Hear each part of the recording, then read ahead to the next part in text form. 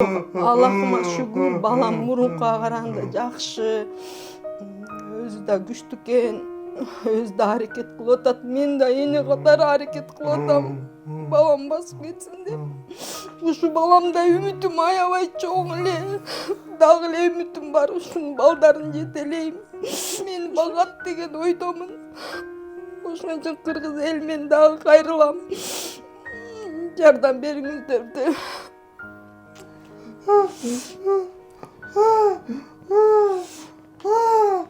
Bir saat sayın boyga tutuş керек de менче. Bayken басып кеткени мен үчүн маанилүү. Жардам берип коюңуздарды өтүнөбүз. 10 gülünün bir gülü açılады.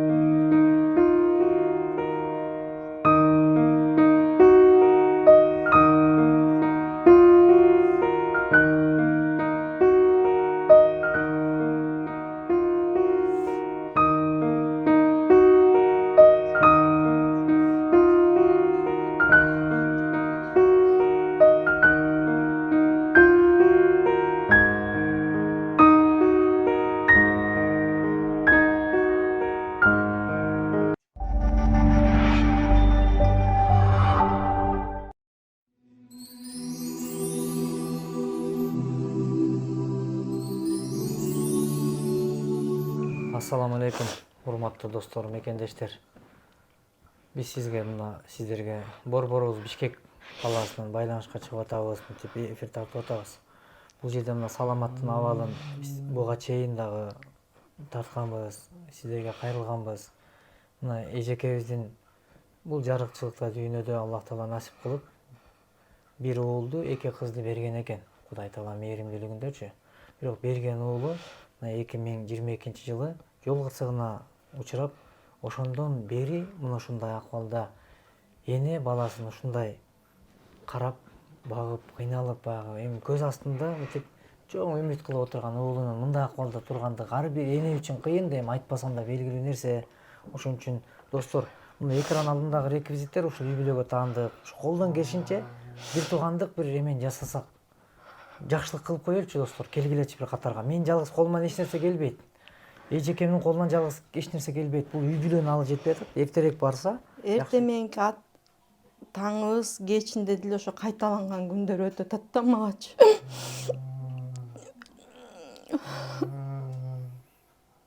Баламдын акыбалы кичине оор болуп атат, бирок Кудайга шүгүр мурункуга караганда аябай эле көп өзгөрүү болуп атат да.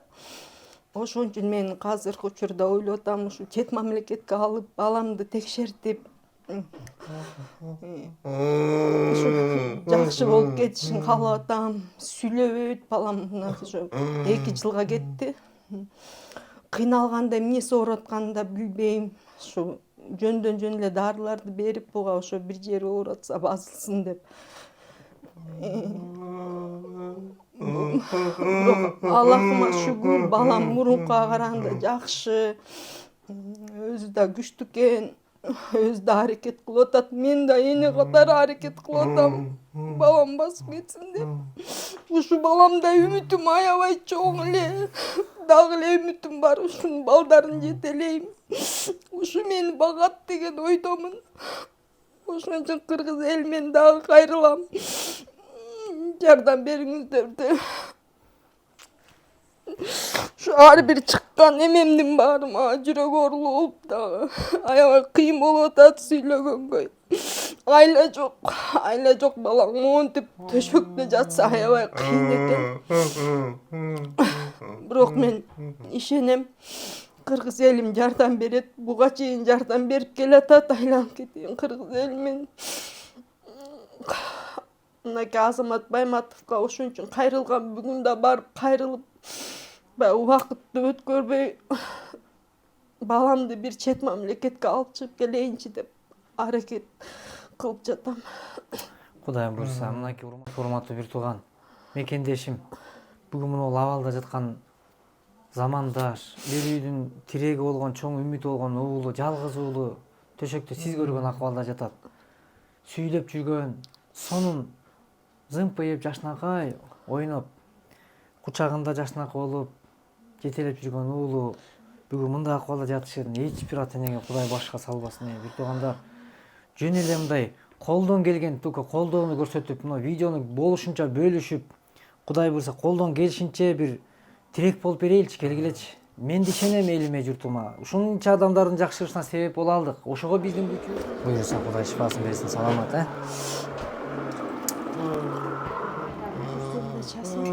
Кудай шифа берсин, Аллахым.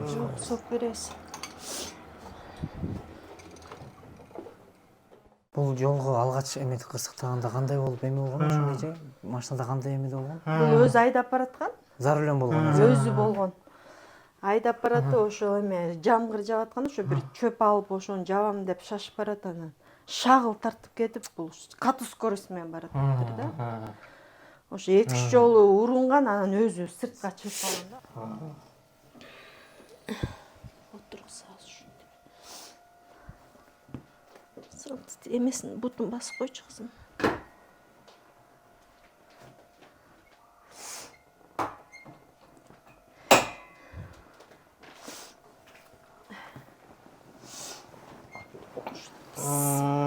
Отура салмат, сен отурганда өзүңдү кой бер болду, коркпо. Өзүң тышта балам.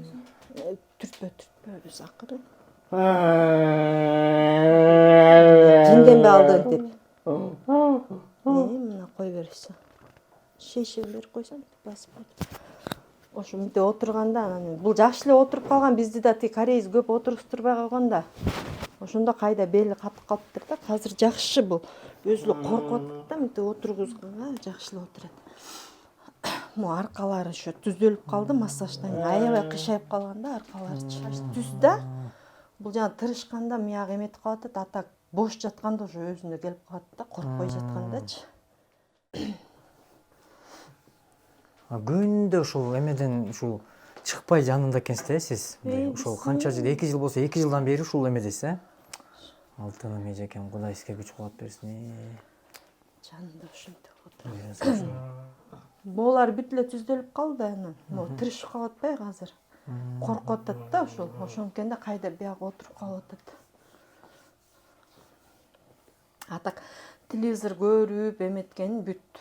Кадимкидей эле эметет. Биздин диагноз боюнча эме андай болмок эмес. Биякта сиз мындай айтканда, бияктагы бул саламатка койгон диагнозго сиз өзүң негизи макул эмессиз, туурабы? Аны мындай ошон үчүн алып чыккым келип атат да мен. Эгерде ал бизге коюлган диагноз менен болгондо, демек такыр дал келбейт. Анткени бизди тийгизбегиле деп врачтар даже эметкен да, эчтекеге тийгизбегиле деген. Бул баланы даже кашык менен тамак бербегиле деп айткан да. Только зонд менен деп. Бул анан өзү зондту принимать этпей калды. Мурдуна кирбейчи. Анан биз эме да. Ичипчи. Ичет кадимкидей эле, муну деле алып салсак ичет, просто дарыларды ичпей коет да, ачуу да. А бизге бул табарсыгы тешикке постоянно суу ичип туруш керек, бекер табарсык солуп калат экен. Сиз азыр бул эмеде ушунчалык эмени жасап атып, мындай врач эле болоюн деп калыпсыз, бүт эмелерин уже. Ошо Тегил болсо демеге, ой Кудайым. Ошо четмам достор. Бир нерсе мындай инсандык элечи, адамдык бир акыл менен эле бир аз ойлонуп кое берчү бир туугандар. Ушул акыбалда Кудай эч кимди жаткызбасын. Чындыгында эч ким жаткызбасын. Мындай оор да. Бирок ошентсе дагы мына энеге түшкөн түйшүктө эч бир энеге түйшүк салбасын. Мына бул жердечи мына бүт дарынын түрлөрүн берге жыйып алыпты берге, мынтип бүт коюп. Мына жашоодочу канчалаган машакаттар бар. Бирок ошонун ичиндеги мына машакат, жакшылыктын машакаты бар. Анан мондай бир ар кандай оор түйшүктүн машакаты бар экен да. Бирок ушундай түйшүктүн машакатын эч бир адамга тарттырбасын, тарткылык кылбасын. Мына жерде баарын тизип, баарын чыкыйтып, эне таптаза баласын зыпыйтып алып отурган энеге мындай болгон күчүн жумшап, эне бала ээрчип бир баскысы келип аткан үмүттөрүнө бир жарап берейинчи достор. Балким баары Кудайдан, биз эч нерсе колубуздан келбейт. Бирок Аллах кадыр зат. Көп-көп дуа кылып койгулачы. Ушул саламат үчүн, саламат басып кетиш үчүн, жакшырып кетиш үчүн намазда дуа кылгылачы бир туугандар. Намазда дуа кылгыла. Мына видеону кайдыгер болбой бөлүшкүлөчү, көп-көп бөлүшкүлө. Бөлүшкөндөн чарчабагыла. Азыр саламатты мындай акыбалдан тургузуп койсо, саламат.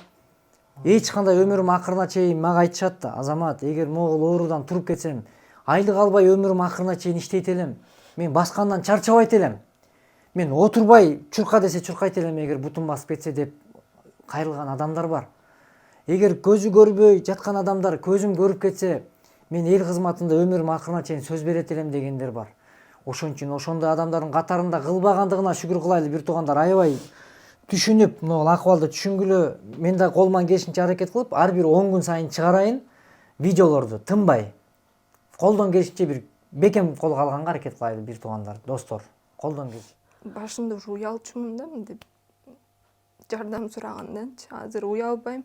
Ушу байкем басып кеткени мен үчүн маанилүү. Жардам берип коюңуздарды өтүнөбүз.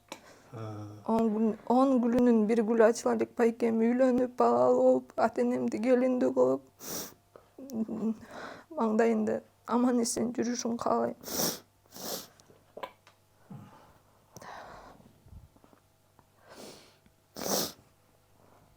Ушу басат деген үмүтүм чоң аябай байкемди. Ата-энем жалгыз туягы.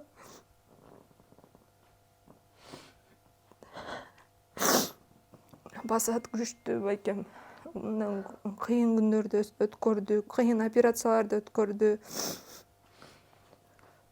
Мен кайрылып кетерим ушу биздин баламдын сүрөттөрүн коюшуп, өздөрүнүн ылдый жанар эмелерин коюп, М-банк, Оптима банк эмелерин коюп туруп, кайта чыгарып атышат да, уже видеолорун, сүрөттөрүн да өзүнчө алып, операция болгон жатам салгыла, мындай депчи.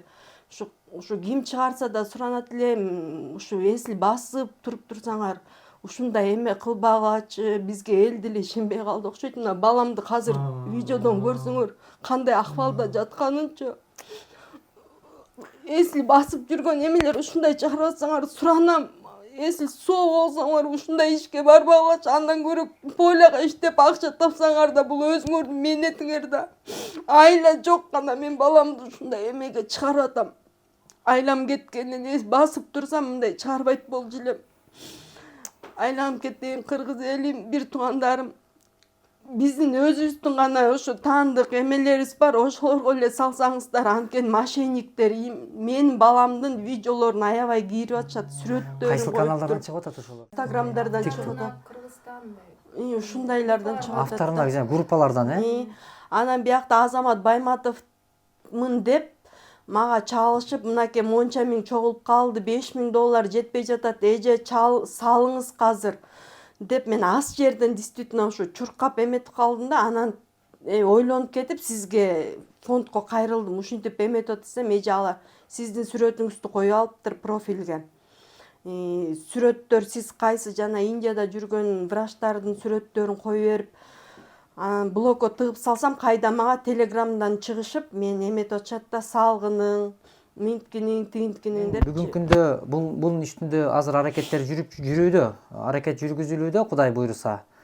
Бул боюнча жооп бере турган күнүңөр алыс эмес. Эгерде мына ушундай акыбалда жаткан, ушундай абалда жаткан адамдын бир алдында турган ырыскысын тартып жеп коеюн дегендик, бул акмакчылык, бул айбанчылык. Ушундай эненин көз жашынан мындай Кудай астында корккула, Кудай мындай адамдык мындай убал сооптон корккула. Эртең ушундай акыбалда жатып калыштан корккула. Анан мындай эсиңер барда этеңер жыйып, бирөөнүн кайгысынын үстүнө экинчи адам бакыт кура албайт деп айткан Кыргызда. Анан монтип менин атымды сатып, мен Азамат Байматовмун деп мен боло калып, анан мындай маскаңарды бетиңерден чечкиле. Эртели кеч Кудайдын алдына барабыз. Бирок Кудайдын алдына барганда эсептешчү күн келет. Ошол күнү кыйын болор, күндү унутпайлы. Могул акыбалда антип алдында турган ашты тартып албастан, наоборот, келип жардам бере турган акыбалда турат.